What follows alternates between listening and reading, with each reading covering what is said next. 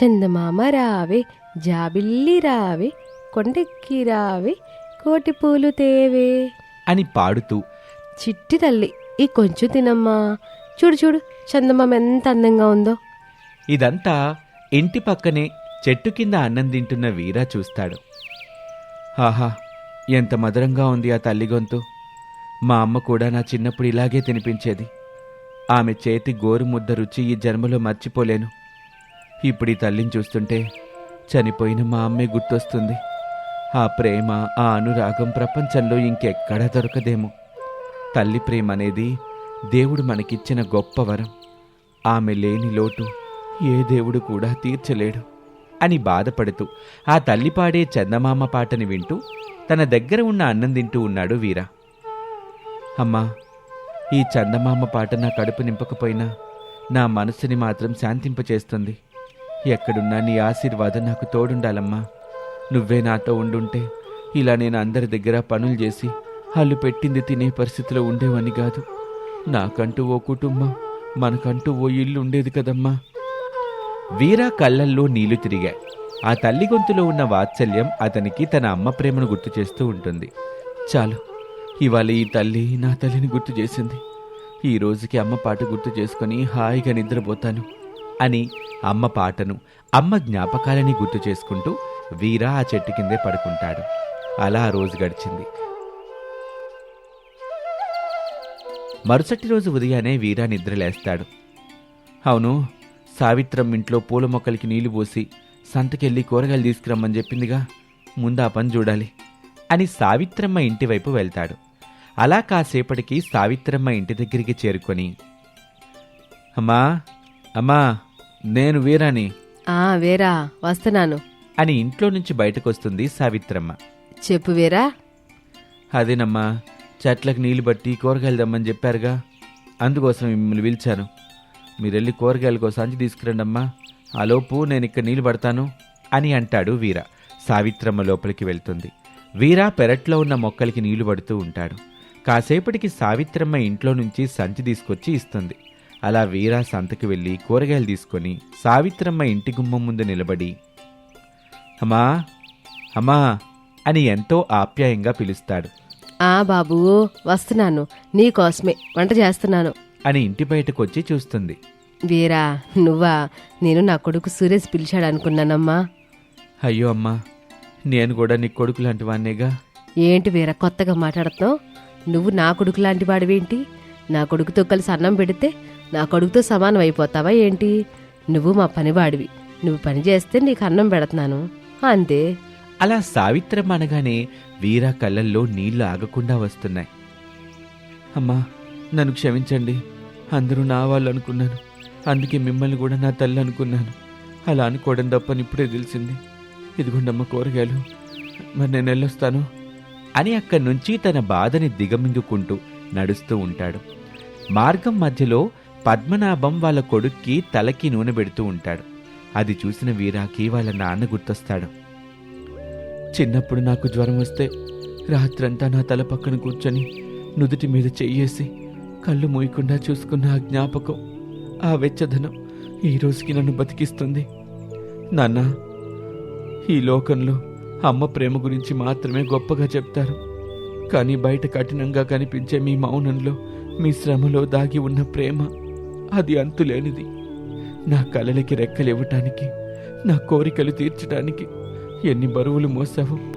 మీ చేతి వేలి పట్టుకొని మొదటడుగేసిన ఆ ధైర్యం ఈరోజు ఒంటరిగా అడుగు వేస్తున్న నా కాళ్ళకి బలం ఇవ్వాలి నాన్న.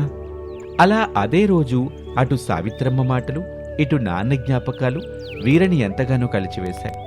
వీర తను నిద్రపోయే చెట్టు కిందకొచ్చి ఆకాశం వైపు చూస్తాడు. చల్లగా మెరుస్తున్న చందమామ అతనికి కొంచెం ఓదార్పునిచ్చింది. ఓ జాబిలి, నీకు లోకమంతా తెలుసు కదా.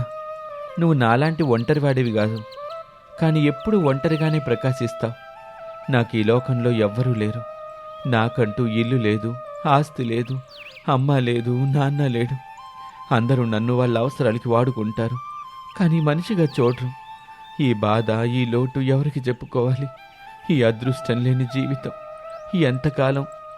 ఎందుకింత అన్యాయం అని బాధపడుతుంటే ఆ క్షణం నిజంగానే ఆకాశంలో చందమామ మరింత ప్రకాశించి వీరా వైపు చూస్తూ, వత్సా, వీరా, నువ్వు కోల్పోయిన ప్రేమ, అనురాగం, అదృష్టం అన్నీ అంతులేనివి.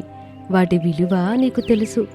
ఈ రోజు నుంచి నువ్వు మనసులో ఏది అనుకుంటే అది జరుగుతుంది. నీ కోరికలు, నీ అవసరాలు అన్నీ నీకు చేరుతాయి. ఇవాల్టి నుంచి నీది అంతులేని అదృష్టం. వీరా ఆశ్చర్యపోయాడు. భ్రమపడుతున్నానేమో అని అనుకుని వెంటనే దాని నుండి తేరుకున్నాడు. నాకు ఆకలిగా ఉంది. ఇప్పుడే వేడివేడి అన్నం, మంచి పచ్చడి దొరికితే ఎంత బాగుంటుందో అని అనుకుంటాడు. అలా వీరా కళ్ళు తెరిచి చూసేసరికి అతడు పడుకున్న చెట్టు పక్కనే ఒక కొత్త మట్టి కుండలో వేడివేడిగా అన్నం, దాని పక్కనే కమ్మటి ఆవకాయ కనిపించింది. వాటిని చూసి వీరా ఆశ్చర్యపోతాడు. ఏంటి, ఇది కళా నిజమా? నేను భ్రమపడ్డం లేదుగా? ఆ చందమామ చెప్పినట్టు నిజంగా నేను మనసులో ఏమనుకుంటే జరుగుతుందా అని ఆ పచ్చడన్నం తిని ఆకాశం వైపు, చంద్రుడి వైపు చూస్తూ పడుకున్నాడు. అలా ఆ రోజు నుంచి వీరా జీవితం పూర్తిగా మారిపోయింది. మనసులో కొత్త బట్టలు కావాలి అనుకుంటే కొత్త బట్టలు వచ్చేవి. ఒక మంచి ఇల్లు కావాలి అనుకుంటే ఊరి చివర ఒక పాడుబడిన పెంకుటిల్లు దొరికింది. అది తన కోసం సిద్ధం చేయబడింది. ఇప్పుడు వీరాకి ఆస్తులు, అంతస్తులు అన్నీ ఉన్నాయి. ఆహా, అద్భుతం! ఈ అదృష్టం ఎంత బాగుంది! ఏ కష్టమూ లేకుండా అన్నీ దొరుకుతున్నాయి. అమ్మా నాన్న లేని లోటు, పేదరికం, బాధ లేకుండా పోయింది. ఇప్పుడు డబ్బుంది కాబట్టి అందరూ నా దగ్గరికి వస్తున్నారు, నాతో ఉంటున్నారు. కానీ కాలం గడిచే కొద్దీ వీరా మనసులో ఏదో తెలియని వెలితి మొదలైంది. ఏ కష్టం లేకుండా దొరికిన ఆ అదృష్టం అతనికి నచ్చటం లేదు. ఎందుకంటే వాటి వెనక తన శ్రమ లేదు, తన పట్టుదల లేదు. మనుషులు గౌరవించేది తన అదృష్టాన్ని తప్ప తనని కాదు అని తెలుసుకున్నాడు. ఈ అంతులేని అదృష్టం నిజమైన ఆనందాన్ని ఇవ్వటం లేదు. కష్టపడకుండా పొందే ప్రతిదీ రుచి లేని, ఉప్పు లేని అన్నం లాంటిది. నాకంటూ నేను సంపాదించుకున్న ఆత్మగౌరవం కంటే ఈ అదృష్టం విలువైంది కాదు. ఈ జీవితం కన్నా మళ్ళీ అప్పటి పని వల్ల బతకటమే మేలు. కనీసం ఆ కష్టంలో అమ్మ పాట విని మనసుని శాంతపరుచుకునే స్వేచ్ఛ ఉండేది. ఈ అదృష్టం నా స్వేచ్ఛని, నా శ్రమ గౌరవాన్ని లాగేసుకుంది. నాకు ఈ ఆస్తులు వద్దు, ఈ సంపద వద్దు అని ఆ రోజు నుంచి వీరా తన ఆస్తి మొత్తం ఊరి జనాలకి పంచి పని చేసుకోవటం మొదలుపెట్టాడు. ఒక రోజున వీరా, ఇప్పుడు నాకెలాంటి ఆస్తి లేదు, మనసు కూడా ప్రశాంతంగా ఉంది. ఇప్పుడు ఈ ఊళ్ళో ఉండాలని లేదు. ఇక్కడి నుంచి అక్కడికైనా వెళ్ళిపోవాలి. అలా వీరా ముందుకు నడుస్తూ కొత్త ఊరి వైపు తన కష్టంతో, ప్రేమతో కూడిన జీవితాన్ని వెతుక్కుంటూ వెళ్ళాడు. అలా కాసేపటికి పక్కూరికి చేరుకుంటాడు. అక్కడ ఒక వ్యక్తి మరొక వ్యక్తితో, అరే, పక్కూర్లో ఎవరో వీరా అంట. అతను మనసులో ఏం కోరుకుంటే అది అతని కళ్ళ ముందు ఉంటుందంటరా. అలాంటి అదృష్టం మనకు కూడా ఉంటే ఎంత బాగుంటుందో కదా. ఆడెవడో గాని నాకు తొగదొక్కినట్టు ఉన్నాడు. లేకపోతే ఆ అదృష్టం ఏంటి? మనసులో అనుకునేదల్లా జరగాలంటే అది అసాధ్యం, కానీ అడిగి సాధ్యమైంది. ఇలా మాట్లాడుకోవటం వీరా విన్నాడు. పిచ్చి జనాలు ఆ అదృష్టం ప్రశాంతతని దూరం చేస్తుందని తెలుసుకోలేకపోతున్నారు. నాకు మాత్రం ఇలా పని వల్ల పూటకి తిండి కట్టుకోవడానికి ఒక 2 జత బట్టలుంటే చాలు, ఇంకేమీ వద్దు అని వీరా అనుకుంటాడు. ఆ రోజు నుంచి పక్కూర్లో కష్టపడి పనిచేస్తూ ప్రశాంతంగా జీవిస్తున్నాడు. ధనపురం పేరుకు తగ్గట్టే ఆ ఊరు సంపదలతో తులతూగుతూ ఉండేది. ఆ పచ్చని పొలాల మధ్య ఇళ్లతో, నవ్వులు, సంతోషంతో నిండిన జనంతో కలకలలాడుతూ ఉండేది ఆ ఊరు. ఆ ఊరి ప్రజలెవరినైనా తొందరగా నమ్మేస్తారు. ఈ అమాయకత్వమే వారికప్పుడప్పుడు సమస్యగా మారేది. అలాంటి ధనపురం మీదుగా ఒక ప్రసిద్ధి మోసగాడు ప్రయాణిస్తున్నాడు. అతని పేరు కుంభకర్ణుడు. ఒకరోజు ఉదయం కుంభకర్ణుడు ధనపురం వీధుల్లోకి అడుగుపెట్టాడు. ఊరి మధ్యలో కొలువుతీరి ఉన్న పెద్ద భవనం వైపు అతని చూపు పడింది. అది ఆ ఊరి పెద్ద రామారావు ఇల్లు. ఈ ఊరి పేరే ధనపురం. ముందుగా పట్టుకోదగ్గది ఆ పెద్ద భవనమే అని అతను నేరుగా రామారావు ఇంటికి వెళ్ళాడు. లోపలెవరైనా ఉన్నారా? నేను ఆకాశంలో నుంచే దిగొచ్చినట్లు అనుకోండి.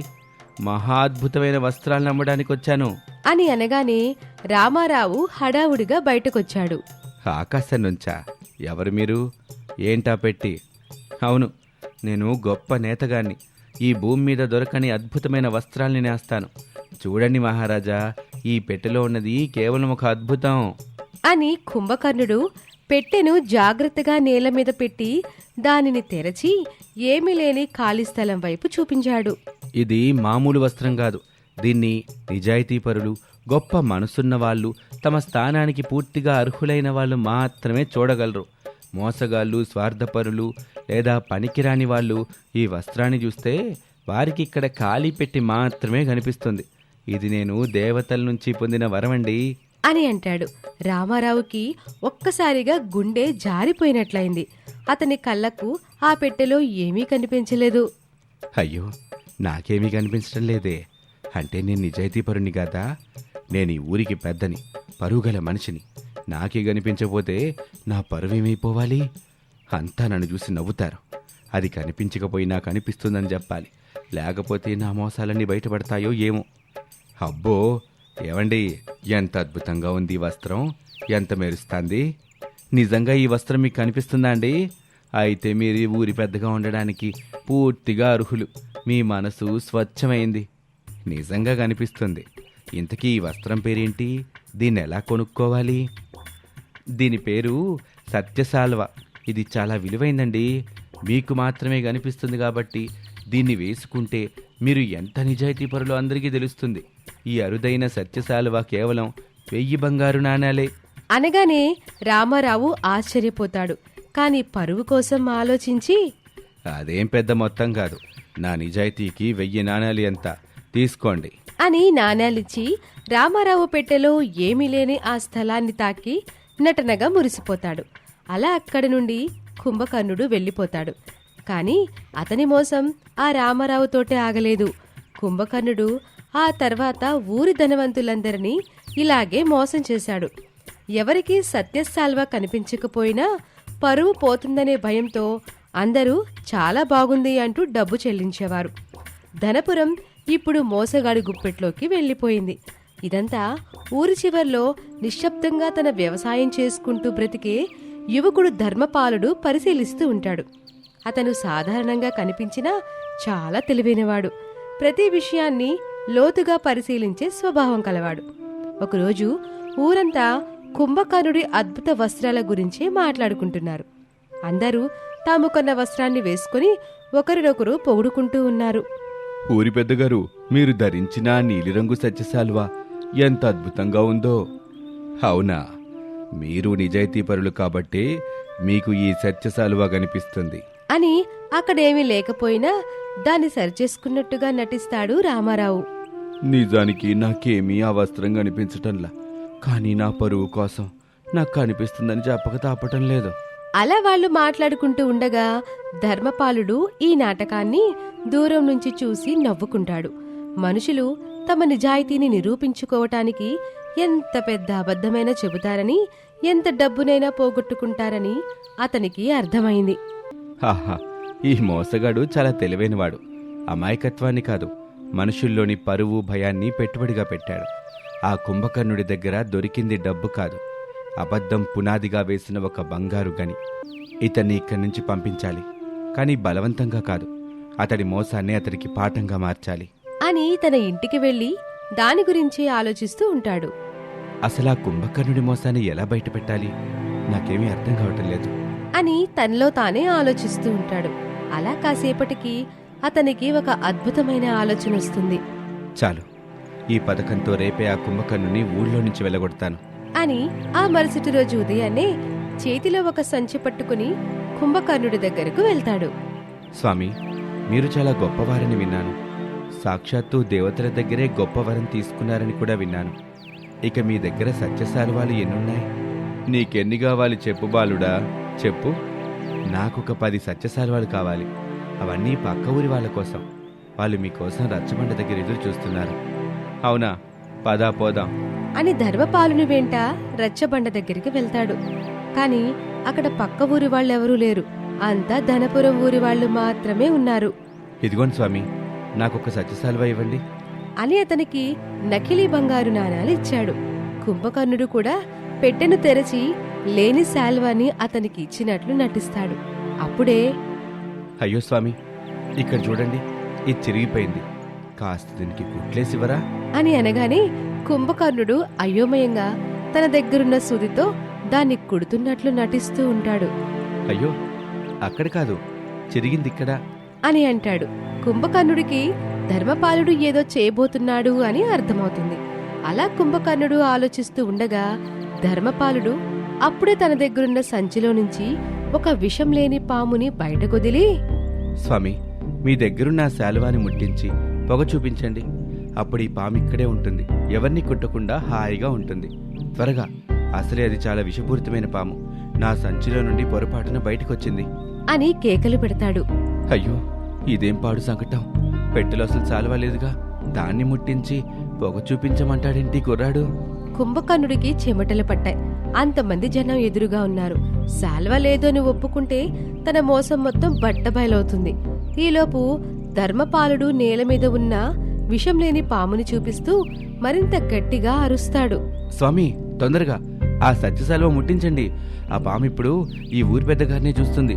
మీ వరంగల వస్త్రానికి ఆ శక్తి ఉంది కదా, మీరే చెప్పారుగా ఈ వస్త్రం దేవతల వరమని. లేకపోతే ఈ పాము ఎవరినన్నా కాటేస్తుంది.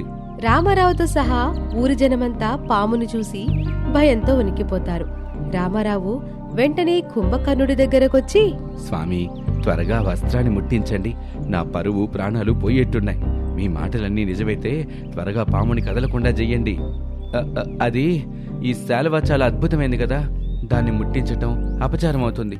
అది కాక ఇది చాలా విలువైన వస్త్రం. ఈ మాత్రం పాముకి దాని శక్తిని వాడడం వృధా కదా. ఓహో, వృధానా?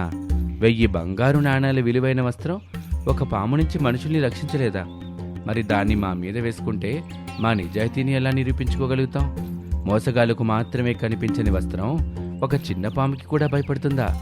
నిజంగా అది వరం కాదు, మీ మోసం. ఆ పెట్టెలో ఏమీ లేదు. ధర్మపాలుని మాటలకు ఊరి జనం మొత్తం ఆశ్చర్యపోయారు. రామారావు ముఖం పాలిపోయింది. ధర్మపాలుడా, ఏమంటున్నావు? నాకు కనిపిస్తోంది, నీకు కనిపించకపోతే నువ్వు నిజాయితీపరుడివి కాదన్నమాటే. ఊరి పెద్దగారు, నిజాయితీ లేనివాడికి ఖాళీ పెట్టే కనిపిస్తుంది అని ఆయన చెప్పారు కదా. అయితే మీరంతా కూడా నిజాయితీపరులు కారేమో, ఎందుకంటే నాకైతే ఇక్కడ పాము తప్ప మరేమీ కనిపించటం లేదు. ధర్మపాలుడు నిర్భయంగా ఆ ఖాళీ పెట్టె దగ్గరకు వెళ్తాడు. ఊరి పెద్దగారు, నిజంగా మీకు వస్త్రం కనిపిస్తే మీరే దాన్ని ముట్టించి పొగ చూపించండి. లేకపోతే మీరు కూడా మోసగాడి భయానికి బలైపోయినట్లే. అప్పుడు బయట పెట్టారు. చావు భయంతో ఆ వస్త్రం కనిపించడం లేదని. అలా ఊర్లో ఉన్న ధనవంతులందరూ అదే మాట చెప్పడంతో అప్పుడు బయటపడింది కుంభకర్ణుడి మోసం. అయ్యా, నేను మిమ్మల్ని మోసం చేశాను. ఇవిగోండి మీరు నాకిచ్చిన నాణేలు అని ఆ నాణేలను తిరిగి ఇచ్చి పరుగు పరుగున ఊరు వదిలి వెళ్లిపోతాడు కుంభకర్ణుడు.